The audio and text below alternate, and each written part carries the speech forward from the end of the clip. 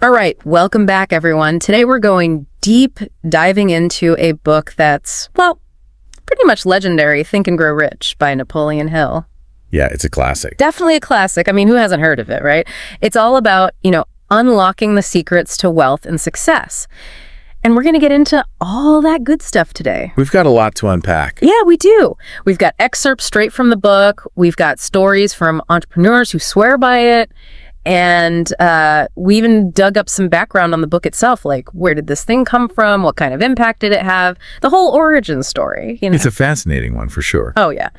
But what we're really here for is to figure out what are the core principles of Hill's philosophy and how does it apply to, well, to you, to me, to everyone listening. Because whether you're chasing, financial success or you're all about personal growth or you just want to tap into your full potential, I think this book has something for everyone. And what's really interesting is how Hill even got started on this whole journey. Yeah, fill us in. So picture this, he gets commissioned by, get this, Andrew Carnegie.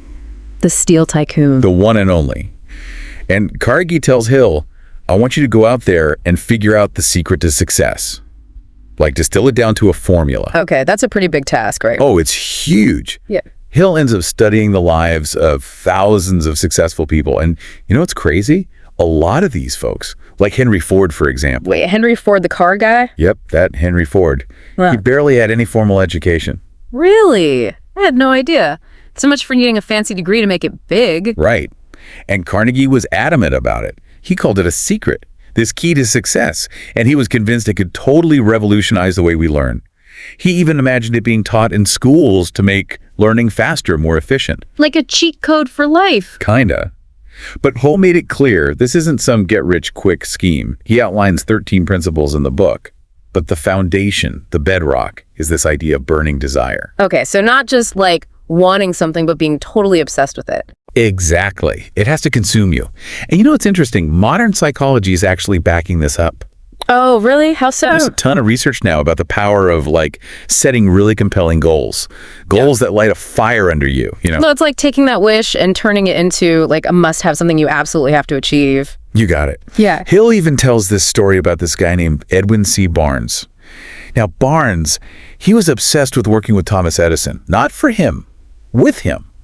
Get the difference. Yeah, I got it. So what does Barnes do? He hops a freight train with no money, nothing, just this burning desire to get to Edison's lab. Wow, okay, that's commitment. But I gotta say, I don't think I'll be hopping any freight trains anytime soon. Fair enough. But the point is the unshakable commitment, right? Yeah. It's like that story Hill tells about the sharecropper's daughter who stared down her uncle for 50 cents. Oh yeah, that one was intense. What kind of inner strength does she have to do that? It's the same power. Hill spent 25 years researching the power of believing in yourself, in your ability to make things happen. And that leads us to another big idea in the book, right? The whole concept of the power of thought. Exactly. Yeah. Hill was ahead of his time in recognizing that the mind, it's like a magnet. What you focus on is what you attract, whether it's riches or, the opposite. So if you're constantly dwelling on what you can't do, what you don't have, you're actually blocking yourself from achieving your goals. You're getting it. Hill's message is for those who want to learn the rules that actually work. The folks who are ready to ditch those self-limiting beliefs, And this is where faith comes in, which honestly seems a little out of place in a book about wealth. Right. When people hear faith, they usually think religion, spirituality. Hill defines it differently. He's talking about a state of mind you cultivate through what he calls autosuggestion. Okay, break that down for me. It's basically repeating your desires over and over, like a mantra almost, until they sink into your subconscious. Sure. So are we talking about programming our subconscious minds, feeding it these positive instructions? Precisely. That subconscious, it's working 24/7, whether you realize it or not. Think of it as translating those desires into reality. And Hill, he even gives this really powerful personal example. His son, he was born deaf, but Hill, through years of just unwavering belief, he instilled in his son the ability to hear. Wait, really? His son eventually gained his hearing? He did. It's amazing. It just speaks to the power of not just having a desire, but cultivating that unshakable belief that you can achieve it. That's incredible. It is. And it brings us to the next piece of the puzzle, the importance of specialized knowledge and, get this, Imagination. Okay, knowledge I get, but imagination, Yeah. how does that fit in? Just having knowledge isn't enough. It's like having all these ingredients but no recipe. Yeah. You need to organize that knowledge, direct it towards a specific goal. And that's where imagination comes in, seeing the possibilities, connecting the dots. And this is where Hill's mastermind principle comes into play, right? The whole idea of surrounding yourself with people who have skills that complement yours. Exactly. He saw this as a way to amplify your power, to turn those ideas into action. Think about the Coca-Cola story. It started as this simple idea, and bam, it explodes into a global empire, all thanks to, imagination and collaboration. It's like seeing the potential and then having the right people to help you make it happen. Exactly. But Hill doesn't pretend it's all rainbows and butterflies. He's very upfront about the fact that it takes work, serious work. He even says flat out, winners never quit and quitters never win. So it's about having that grit, that determination to keep going even when things get tough. He saw setbacks as a signal to adapt, to refine your plan, not to throw in the towel. And he talks about the power of decisive action. Right, like making a choice and sticking with it no matter what. Like with the Declaration of Independence, right? Bold decision, total leap of faith. Huge risk, massive reward. And Hill makes this really interesting point about how often we end up in jobs we hate because we didn't make a conscious decision to plan our own path. Oh, I feel that. We get stuck because we didn't have the courage to choose, So it's about having the guts to commit to something, even if there's uncertainty involved. And this is where Hill introduces the sixth sense, which I gotta say sounds a little out there for a book about wealth. Yeah, it's a bit of a curveball. But he's not talking about, like, seeing ghosts or anything. Okay, good to know. He's talking about tapping into what he calls infinite intelligence, which some might call God or universal consciousness. So more like intuition, a deeper level of wisdom. Exactly. And the key is protecting your mind from negativity, from people who drain your energy, So choose your company wisely. And Hill, he's adamant about this. Fear is the ultimate enemy. Fear holds us back, right? It paralyzes us, keeps us from taking action. He even breaks it down into these 6 basic fears: poverty, criticism, ill health, loss of love, old age, and death. Wow, that covers a lot of ground. It does. But his point is, once you understand these fears, you can start to overcome them. It's like once you name it, you can tame it, right? Exactly. So this sixth sense, it's about accessing that inner wisdom, that intuition, to help you navigate those fears and make decisions that are in alignment with your goals. It's like tapping into a source of guidance that's beyond our everyday awareness. It's pretty mind-blowing when you think about it. It is. Yeah. And it connects to everything else we've been talking about: desire, thought, faith.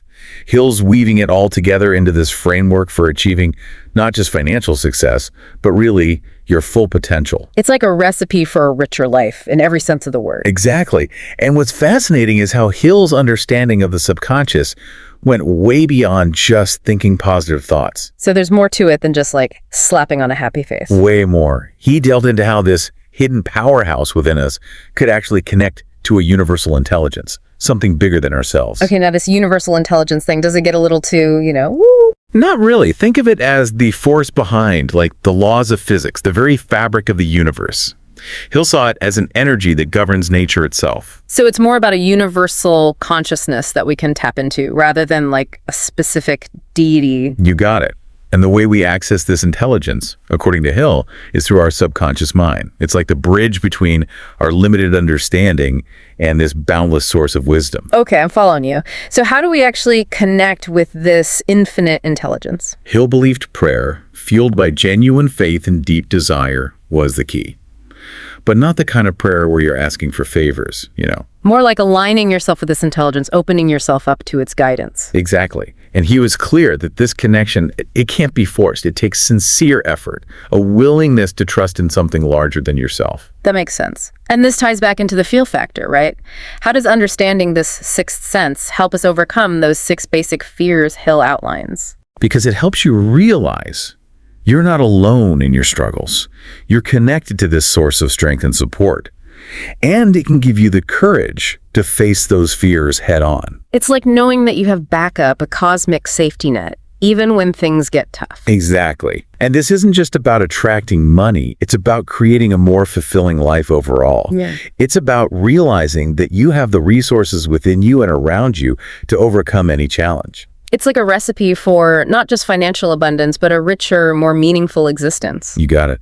And Hill, he emphasizes the importance of protecting that positive mindset, being careful about who you let into your life. Yeah, your tribe matters, right? The people you surround yourself with. He understood that our social environment shapes our beliefs, especially today, with all the noise from social media. We're constantly bombarded with information and opinions. It's easy to get caught up in negativity. Exactly. And this is where the mastermind concept comes full circle. It's about building that supportive network, that team of people who lift you up and inspire you to reach your potential. Collaboration is key. Absolutely. While collaboration has always been important, Hill was really ahead of his time in highlighting its role in achieving extraordinary results.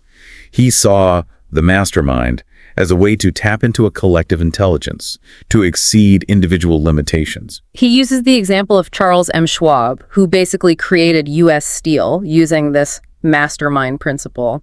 It's a perfect illustration of how shared vision, purpose, and collaboration can create something truly remarkable, something bigger than any one person could achieve on their own.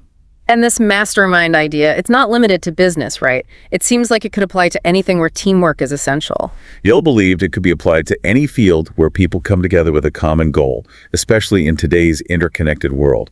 Whether it's a creative project, a social movement, or even personal growth, the mastermind principle can be a powerful tool. It's like combining your strengths and working together towards a shared vision. Exactly. And Hill even suggested seeking guidance from those who have already achieved what you aspire to, whether through mentorship or simply by studying their lives and learning from their experiences. It's like finding role models and mentors who can show you the way. He was a big believer in learning from those who had already walked the path, who had achieved success in their chosen fields. He was an avid reader of biographies and constantly sought wisdom from people he considered experts. And he wasn't afraid to reach out to those people directly, to ask for their advice and mentorship. I love that. It's like, don't be afraid to ask for help, to seek guidance from those who have been there before. He even tells a story about a young man who was so inspired by Hill's teachings that he sent out hundreds of personalized resumes, offering to work for free just to prove his value and gain experience. Wow, talk about initiative. That's impressive. It shows a real commitment to his vision, a willingness to go above and beyond to create his own opportunities. It's like that saying, closed mouths don't get fed. You have to be proactive, put yourself out there, and demonstrate your value. Exactly. It's about taking ownership of your journey and not waiting for someone to hand you an opportunity. And that ties into Hill's idea of decisive action, of taking control of your destiny. Right, making a choice and committing to it, even if it involves some risk. Hill was very clear about the importance of making decisions, even if they involve some uncertainty. He saw indecision as a form of self-sabotage, a way of relinquishing control over your life. He gives some pretty powerful examples of how indecision, especially when it comes to choosing a career path, can have long-term consequences. It's like you're letting life happen to you rather than creating the life you want. Exactly.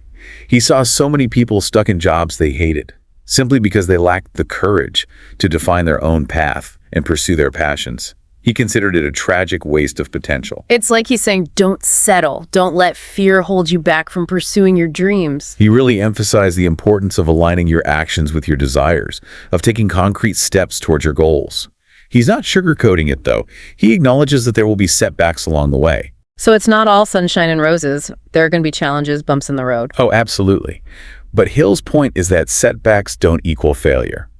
There are opportunities for growth, signals to refine your plan and strengthen your resolve. So it's not about avoiding failure, but about learning from those experiences and using them to fuel your growth. Exactly. He even suggests embracing failure as a necessary part of the process, which can be a really powerful reframe. Because most people are terrified of failing. Right.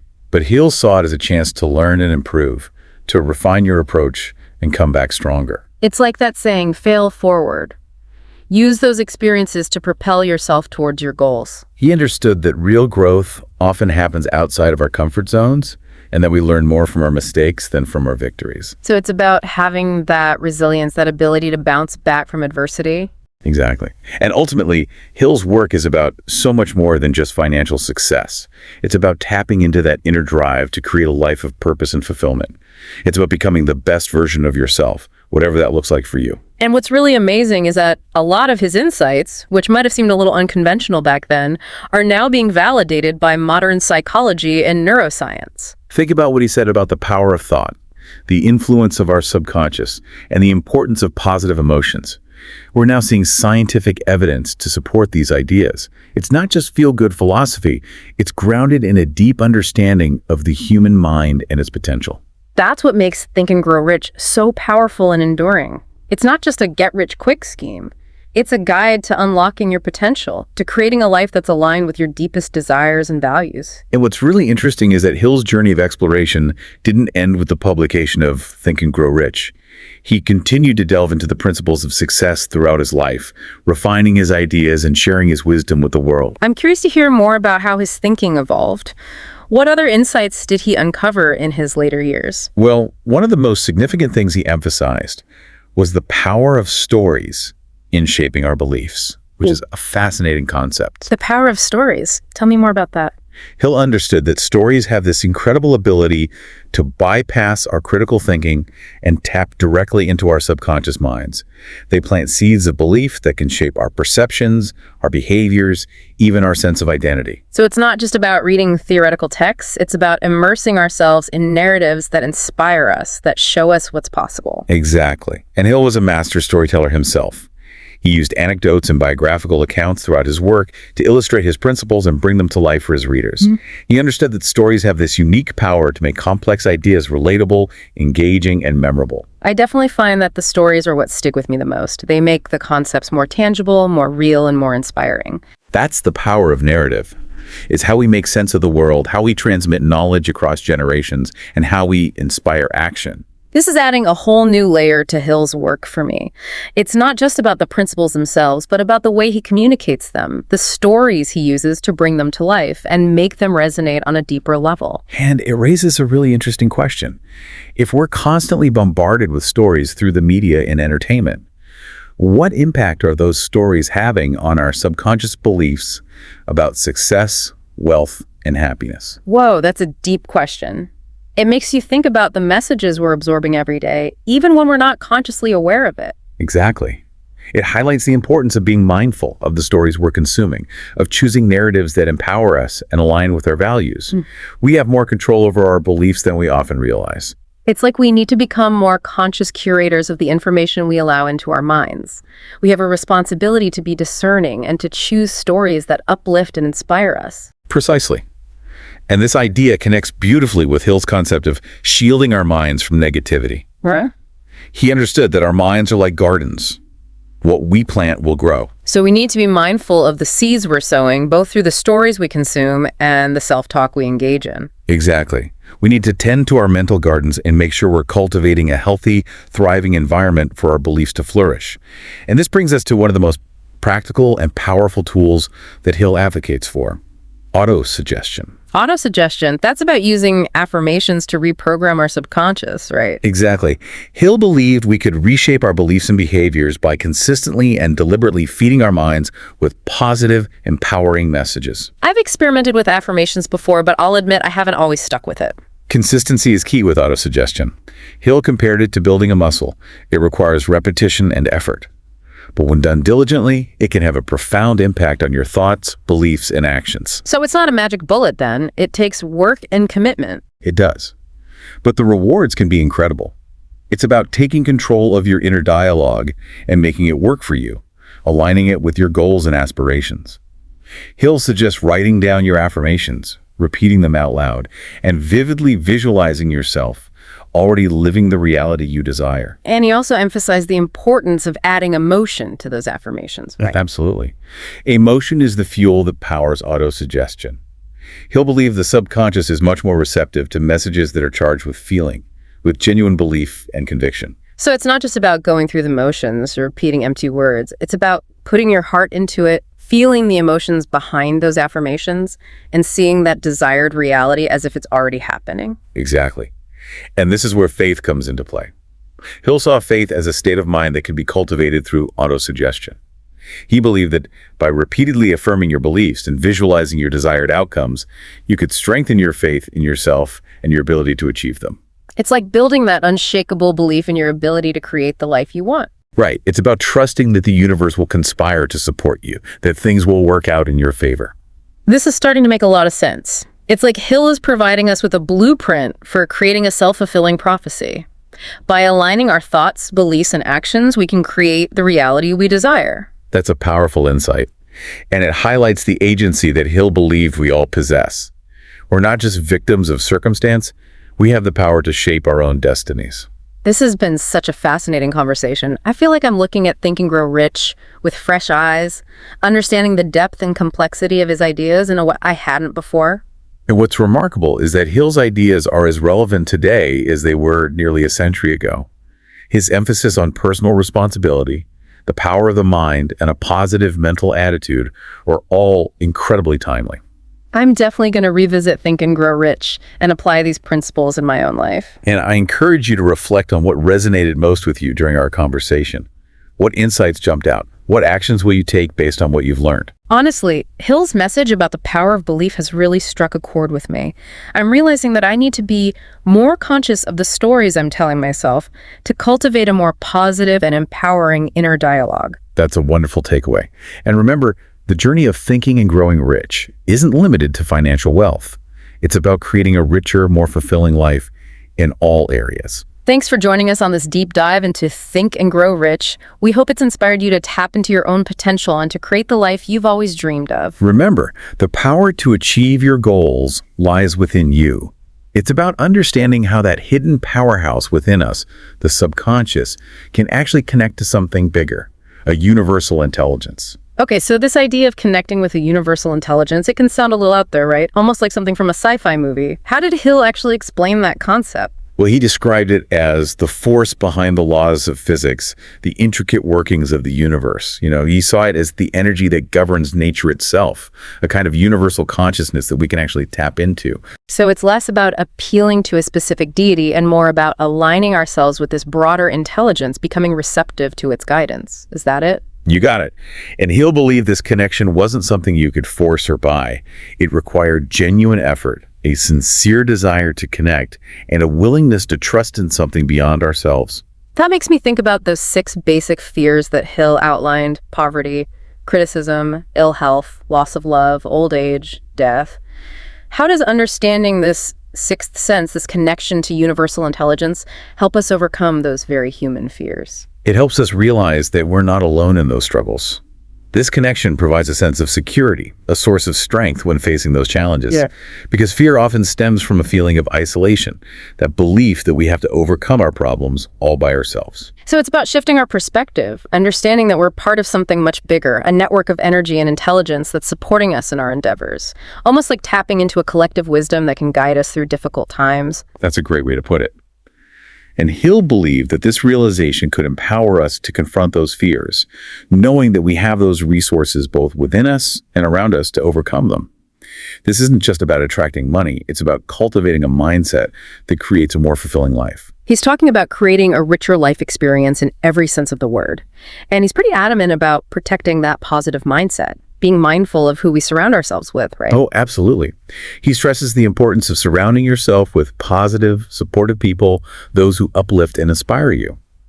Hill understood how deeply our social environment shapes our beliefs, especially today, with the constant influx of information and opinions from social media. Right. It's not just about what we read in books or the affirmations we repeat. It's about the energy we expose ourselves to, the company we keep.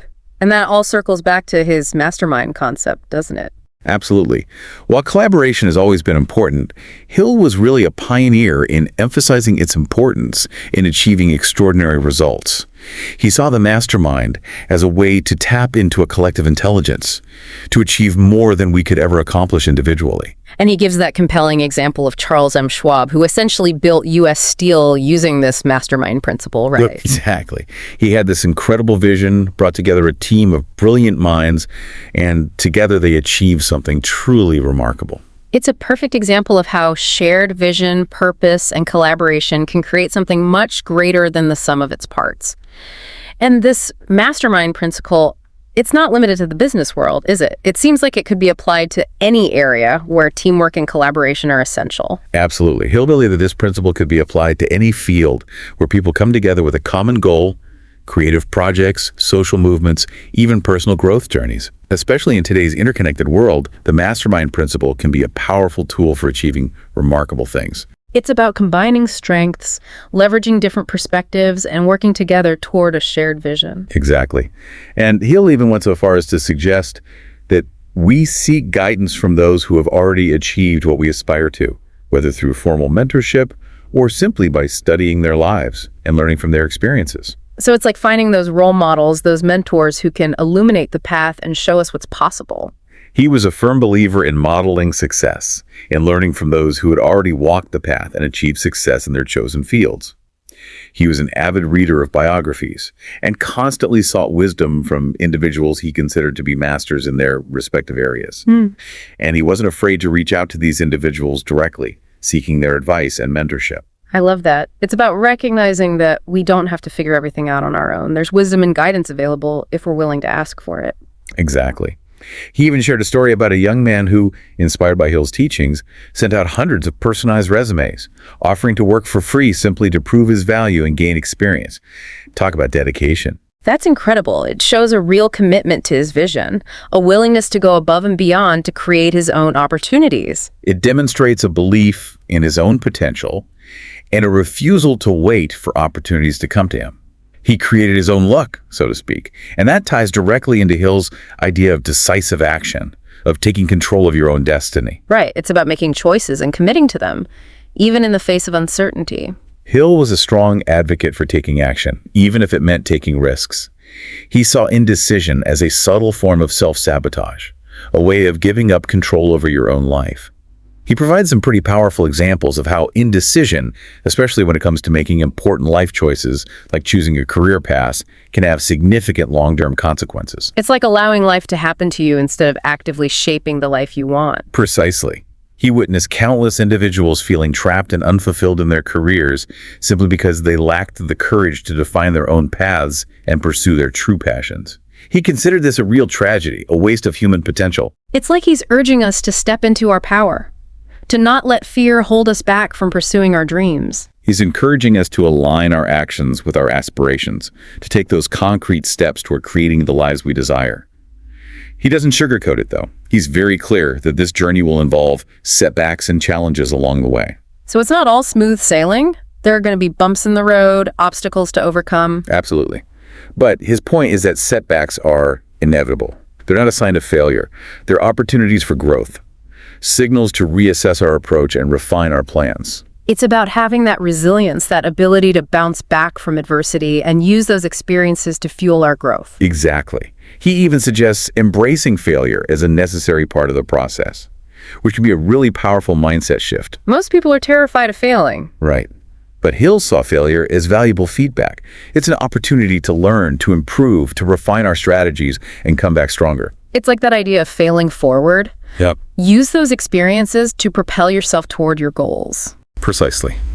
He understood that real growth often happens outside of our comfort zones, and that we often learn more from our mistakes than from our victories. So it's about having that growth mindset, that willingness to embrace challenges and see them as opportunities for learning and development. Exactly. And in the end, Hill's work goes far beyond just achieving financial success. It's about tapping into that inner drive to create a life of purpose and meaning, to become the best version of yourself. And what's remarkable is that so many of his insights, which might have seemed unconventional at the time, are now being validated by modern psychology and neuroscience. It's like science is catching up with what Hill intuitively understood about the human mind. It's true. Think about what he said about the power of thought, the influence of our subconscious mind, the importance of cultivating positive emotions. We're now seeing a growing body of scientific evidence to support those ideas. It's not just feel-good philosophy. It's grounded in a deep understanding of the human mind and its potential. That's what makes Think and Grow Rich so enduringly relevant and powerful. It's not just a guide to getting rich. It's a roadmap for creating a life that's aligned with your deepest values and aspirations. And Hill's own journey of exploration didn't stop at the publication of that book. He continued to delve deeper into the principles of success throughout his life, uncovering some truly profound insights along the way. One of the most significant of those insights was his emphasis on the power of stories in shaping our beliefs. The power of stories. That's really interesting. Tell me more about that. Hill understood that stories have this incredible ability to bypass our critical thinking faculties and tap directly into our subconscious mind. They plant seeds of belief that can shape our perceptions, our behaviors, even our very sense of who we are in the world. So it's not just about reading theoretical texts, but about immersing ourselves in narratives that inspire us, that show us what's possible, that ignite our imagination. Exactly. Hill was a master storyteller himself. He used anecdotes and biographical accounts throughout his work to illustrate his principles and make them come alive for his readers. He knew that stories had this unique ability to make complex ideas relatable, engaging, and ultimately more impactful. I've definitely noticed that the stories are often what I remember most from his work. They make the concepts more tangible, more real, and much more inspiring. That's the power of narrative. It's how we make sense of the world, how we transmit knowledge and wisdom across generations, and how we inspire others to take action. This is giving me a whole new appreciation for Hill's work. It's not just about the principles themselves, but about the way he conveys those principles, the stories he uses to bring them to life and make them resonate on a deeper level. That raises a really important question. If we're constantly surrounded by stories through the media, entertainment, social media, what impact are those stories having on our subconscious beliefs about success, wealth, and happiness? That's such a thought-provoking question. It makes you realize that we're constantly absorbing messages even when we're not consciously aware of it. It makes you wonder what kind of beliefs we're internalizing through those stories, doesn't it? Exactly. It highlights the importance of being more conscious of the stories we're consuming and making choices that empower us. We have more control over our beliefs than we often realize. It's like we need to become more conscious curators of the information we allow into our minds. We have a responsibility to be discerning and choose narratives that uplift and inspire us. Precisely. And this idea connects beautifully with Hill's concept of shielding our minds from negativity. He understood that our minds are like gardens. What we plant is what will grow. So we need to be mindful of the seeds we're sowing, both through the stories we consume and the self-talk we engage in. We have to tend to our mental gardens and make sure we're cultivating a fertile ground for positive beliefs. That's a great analogy. And it brings us to one of the most practical and powerful tools that Hill advocates for: autosuggestion. Autosuggestion. That's about using affirmations to reprogram our subconscious mind, right?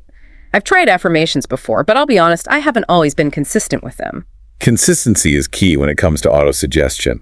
Hill compared it to building a muscle. It requires repetition and effort, but the results can be transformative. So it's not a quick fix, a magic bullet. It takes dedicated effort and a willingness to show up consistently. Exactly. But when you practice diligently, it can have a profound impact on your beliefs and your actions. It's about taking control of your inner dialogue and making it work for you, aligning it with your goals and aspirations. Hill suggested writing down your affirmations, repeating them out loud, and vividly visualizing yourself already living the reality you desire. And he also emphasized the importance of incorporating emotion into those affirmations, didn't he? Absolutely. Emotion is the fuel that supercharges autosuggestion. Hill believed that the subconscious mind is much more receptive to messages that are charged with feeling, with genuine belief and conviction. So it's not just about repeating words mindlessly. It's about putting your heart into it, feeling the emotions associated with those affirmations, and really envisioning that desired outcome as if it's already a reality. Exactly. And this is where faith plays a crucial role. Hill viewed faith as a state of mind that could be cultivated through autosuggestion. He believed that by repeatedly affirming your beliefs and visualizing those desired outcomes, you could strengthen your faith in yourself and your ability to achieve your goals. It's about developing that unshakable belief in your ability to create the life you want. It's about trusting that the universe will conspire to support you, that things will work out in your favor. This is all starting to make sense. It's like Hill is providing us with a blueprint for creating a self-fulfilling prophecy. By aligning our thoughts, beliefs, and actions, we can create the reality we desire. That's a powerful insight. And it speaks to the agency that Hill believed we all possess. We're not just passive bystanders in our own lives. We have the power to shape our destinies. This conversation has been so insightful. I feel like I'm seeing Think and Grow Rich with fresh eyes, understanding the depth and complexity of his ideas in a whole new light. And what's remarkable is that Hill's ideas are just as relevant today as they were nearly a century ago. His emphasis on personal responsibility, the power of the mind, and the importance of cultivating a positive mental attitude are all incredibly timely. I'm definitely going to revisit Think and Grow Rich and apply these principles in my own life. And I encourage you to reflect on what resonated most with you during our conversation. What insights jumped out? What actions will you take based on what you've learned? Honestly, Hill's message about the power of belief has really struck a chord with me. I'm realizing that I need to be more conscious of the stories I'm telling myself, to cultivate a more positive and empowering inner dialogue. That's a wonderful takeaway. And remember, the journey of thinking and growing rich isn't limited to financial wealth. It's about creating a richer, more fulfilling life in all areas. Thanks for joining us on this deep dive into Think and Grow Rich. We hope it's inspired you to tap into your own potential and to create the life you've always dreamed of. Remember, the power to achieve your goals lies within you. It's about recognizing that our minds are like fertile gardens. Whatever we plant in those gardens will grow, whether it's flowers or weeds. So it's our responsibility to choose the seeds we're planting, to cultivate a healthy and supportive environment for those positive beliefs to take root. Exactly. We have to be mindful of both the stories we consume and the things we tell ourselves, the internal dialogue that's constantly shaping our reality. That makes sense. And this leads us to one of those practical techniques that Hill emphasizes, right? Autosuggestion, the power of affirmations. Yes. Autosuggestion is a powerful tool for reprogramming our subconscious minds. It's about feeding our minds with those positive, empowering messages and doing it consistently. Now, I've played around with affirmations before, but honestly, I haven't always been consistent with them. Do you have any tips for making it a more regular practice? The key is consistency, just like with any skill or habit you want to develop. Hill compared it to building a muscle. It takes repetition and effort. But the results can be truly transformative when you commit to it. It's about retraining your mind, shifting those deeply ingrained patterns of thought and belief. So it's not just about repeating a few positive phrases every now and then. It's about making a conscious effort to change the way we think and talk to ourselves. Exactly. It's about taking control of that inner dialogue and making it work for you, aligning it with your goals and aspirations. Hill suggested writing down those affirmations, repeating them out loud, and really visualizing yourself already living that reality you desire. It's about creating a clear, compelling picture in your mind's eye. And he also talked about the importance of emotion, right? Infusing those affirmations with feeling. Absolutely. Emotion is the fuel that powers autosuggestion. Hill believed that our subconscious minds are much more receptive to messages that are charged with emotion, with a genuine sense of belief and conviction. So it's not just about going through the motions, repeating empty words. It's about putting your heart into it, really feeling those emotions behind the affirmations and seeing that desired outcome as if it's already a reality. You got it. And this is where faith plays such a crucial role. Hill saw faith as a state of mind that could be cultivated through the practice of autosuggestion. He believed that by repeatedly affirming your beliefs and visualizing those desired outcomes, you could strengthen your faith, both in yourself and your ability to achieve those goals. It's about creating that unshakable belief in your ability to manifest the life you want. It's about trusting that the universe will support you, that things will work out in your favor when you align your thoughts, beliefs, and actions. This is all making so much sense now. It's like Hill is providing a blueprint for creating a self-fulfilling prophecy. By aligning our thoughts, beliefs, and actions, we set the stage for the reality we desire. It's really empowering when you think about it. It is. It highlights the agency Hill believed we all possess. We're not just passive victims of circumstance. We have the power to shape our own destinies, to become the architects of our own lives. This has been such a fascinating and insightful conversation.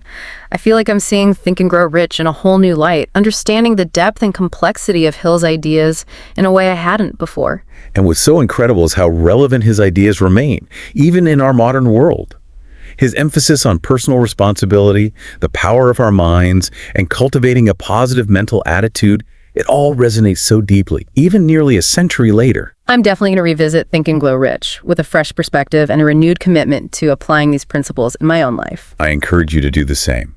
Take some time to reflect on what resonated most with you during our conversation. What insights sparked your curiosity? What actions will you take based on what you've learned? Hill's message about the power of belief has really struck a chord with me. I'm realizing that I need to be more conscious of the stories I'm telling myself to cultivate a more positive and empowering inner dialogue. It's like taking ownership of my own narrative, shaping my reality from the inside out. That's a fantastic takeaway. And remember, this journey of thinking and growing rich isn't just about financial wealth. It's about cultivating a richer, more fulfilling life in all areas. Well said. Thanks for joining us on this deep dive into Think and Grow Rich. We hope you feel inspired to tap into your own potential and create the life you've always dreamed of. Remember, the power to achieve your goals lies within you. Believe in yourself, and you can achieve anything you set your mind to. That's a great note to end on. Thanks for listening, everyone. Until next time.